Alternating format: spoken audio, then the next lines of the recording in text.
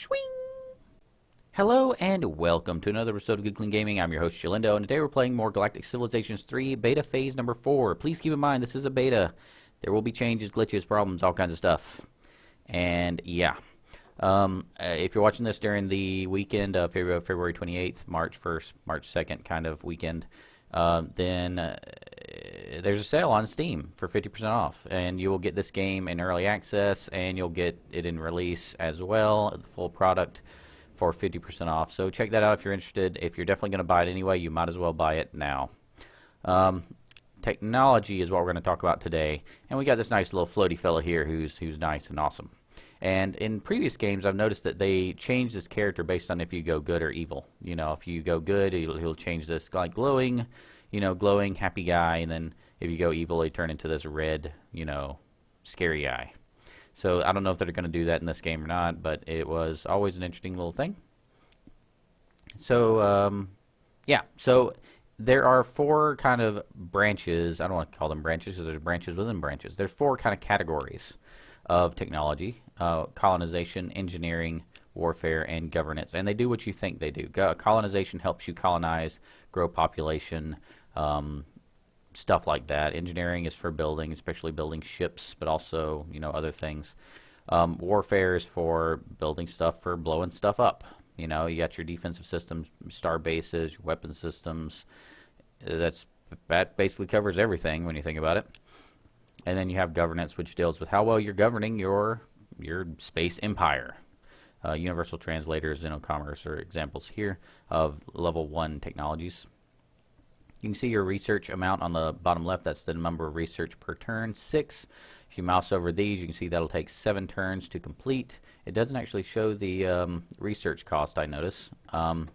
And then if you click on something, you look at the top right, you can actually see what it gives you. It'll tell you what it unlocks. And there's a lot of things in this game. There's a lot of technologies. Let's go ahead and click on, oh, by the way, at the bottom you can see the Age of Expansion, Age of War, and Age of Ascension. This kind of follows what you find in this kind of game, with the Age of Expansion being where you explore and colonize and stuff like that. Then when everybody has all their planets, you enter the Age of War where everybody's like, well, I can't colonize anymore, so I'm going to take over your planets. And then Age of Ascension is where you're getting towards endgame, where somebody's getting close to winning. And that's that kind of third phase of a game like this. So if I go to the tech tree, this thing is huge. This thing is like ginormous. So in colonization, for instance, there's a lot of technologies. And you might be used to huge technology trees that are even bigger than this. But if you click on these, it's not just that they're by themselves. If you click on these, they actually unlock other stuff. Industrial specialization unlocks this other stuff. And just by researching something, you can specialize in it. So you research one thing, and then suddenly you can specialize in it after you research it and unlock even more stuff. So you see, it just kind of leads to more and more specialization, more choices, leading to a lot of flexibility in the game.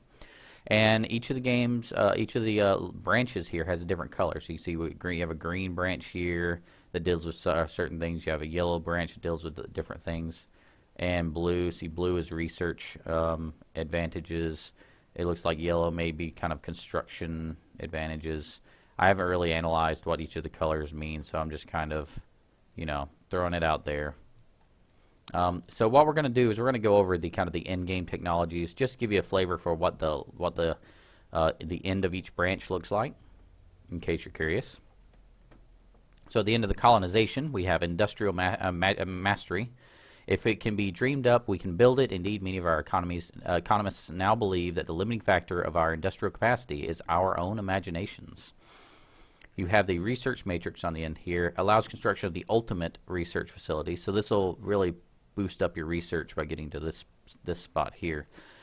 Beyond mortality, this is part of the victory condition for research. So if you research this and then 2 other things, it unlocks the Ascension Gate, which allows you to build the Ascension Gate and win the game. This one takes a lot of research, though. Yeah. Agricultural masteries here. Our farms now provide an almost unlimited bounty, the food doing much of the hard work itself.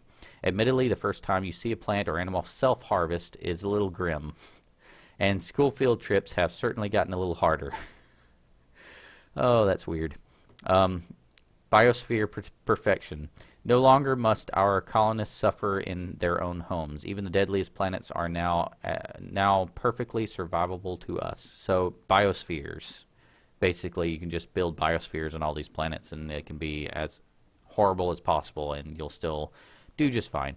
I also see bioreplication, quantum understanding, biomass resequencing, neurolinking, quantum power, environmental resequencing. All these things look really cool. And feel free, I did mouse over each of those, so feel free to pause if you're interested in seeing any of those. Engineering. So the engineering path looks kind of like this. There's a lot of branches. It's pretty wide. And I'm not going to go through all of these, but there's a lot of stuff on here. At the end of each link we have allows stellar folding allows construction of the ultimate hyperdrive, so allows you to go really fast with your ships. Precursor understanding is part of that research in game that allows you to kind of, win. Sensor mastery branches off into two, it looks like, but if I mouse over it, it says we don't anticipate any further increases in viewing range of our sensors, not until we leave this universe for another one. But we can certainly make them a little more efficient. So sensor cost reduction, sensor mass reduction, this is for ships. Cool. I see we have cloaking systems here. You can allow cloaking systems. Lossless support systems allows construction of the ultimate life support systems. And exploration extension allows construction of advanced fleet life support modules. High capacity carriers allows construction of high capacity carriers. So those are the biggest ships, I believe, that you can get. So, and they can carriers. You can construct carriers here. Large scale construction. So I'm guessing assault carrier module. I'm not sure what you do. Yes, okay, you're the biggest size. So carrier is the biggest size. I was right. Okay, carrier focus and then high capacity. That just increases the size of the carrier. So you can create some pretty huge ships with this. Self-healing hulls allows for hulls that actually heal themselves, which is, I'm sure, really helpful in battle.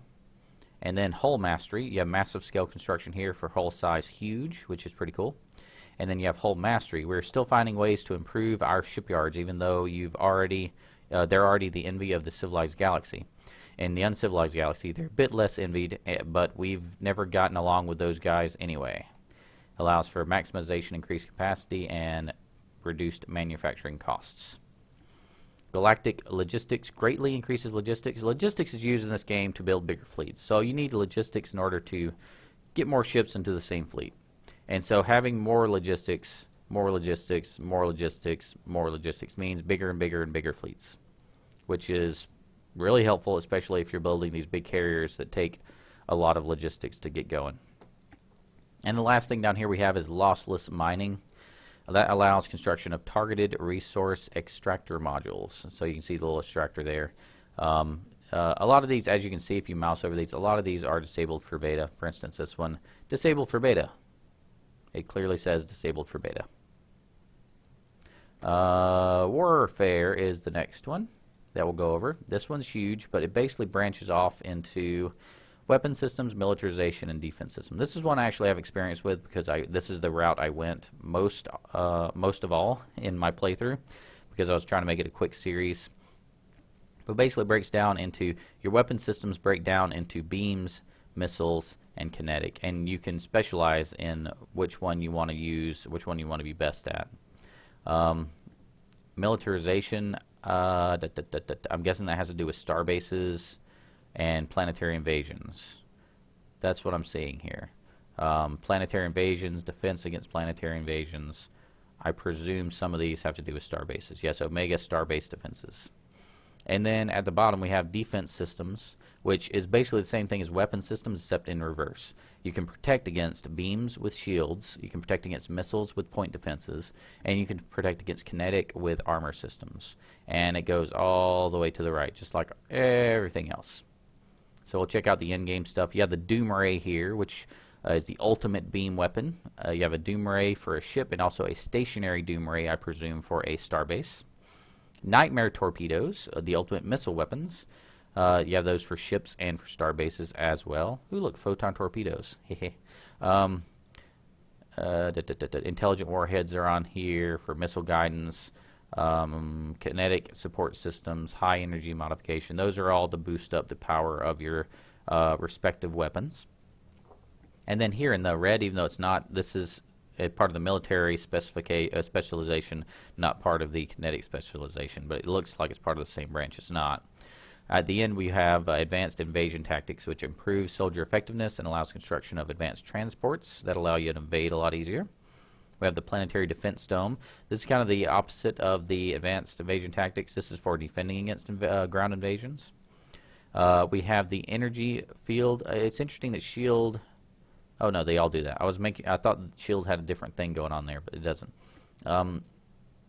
This is for making your shield stronger. You have invulnerability, which allows construction of the ultimate shield systems. The invulnerability field for ships, and the invulnerability sphere for star bases. You have point defense manipulation for missiles, and then Arion missile defense, which allows construction of the ultimate point defense system. So that gets rid of missiles, blocks them. And then you have the integrity field projection and the 0-point armor for kinetic. So it basically makes it where, yeah, you don't get hit for kinetic very hard at all. And that's warfare. That's that little tech tree, and a little. That's that huge tech tree. I mean, look at this screenshot here. That's kind of crazy. And then governance is over here. It's the last one, last category. And it goes with diplomacy here, being able to communicate with other races. There's trade, which goes down the the yellow path. Economics is green, it looks like here. You also have political specializations here, which I found interesting. You have tourism here, and it looks like also here, purple. So, one thing I found interesting, it's not at the end, but you have political specializations. I'm kind of curious to see how those work out. For instance, you click here, you have federalist, populist, and universalist. If you go further to the right, you have industrialist, mercantile, and technology, and yada, yada, yada, war party and pacifist party based on your goals in the game. So if we go to the in-game stuff, political mastery, coordinating the direction of an entire galactic civilization is tremendously difficult, but thanks to advances in deceit and brain injection technology, we can now put this whole show entirely on a war footing, or if we choose the exact opposite. The next thing we have is United Planets Veto. Allows veto power of all United Planets proposals. So if you're looking to dominate the United Planets, this is the line you want to go down, especially if you want to win by a victory of the United Planets. I'm sure it'll give you a lot of boosts. Look at this: lobbyist, clout, alliance focus, interstellar alliances. So I think in order to get the alliance victory, you would have to go at least to here and get the alliance ability, which I believe is here.